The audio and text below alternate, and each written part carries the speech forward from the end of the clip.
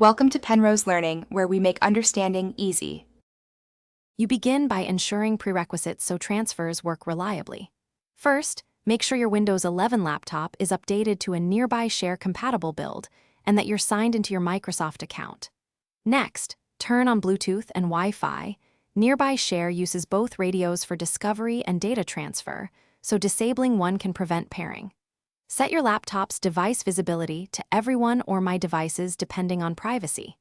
Once done, open Settings System, Nearby Sharing to start the process, and keep this screen handy. Now you configure the behavior so transfers are predictable and secure. In Settings System, Nearby Sharing, choose whether everyone, my devices, or everyone nearby can send files. Pick the least permissive that still lets your sender connect. Select where incoming files are saved and whether transfers prefer direct, Bluetooth, or shared, Wi-Fi methods. Direct is slower but bypasses networks. Make sure notifications are enabled so you'll accept incoming items, and verify the device name so you recognize the sender before approving.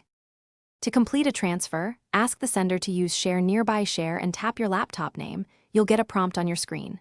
Accept the transfer and watch progress. Once finished, check the saved file for correctness. If the device doesn't appear, make sure both radios are on and visibility matches your privacy choice, then restart Nearby Share from Settings.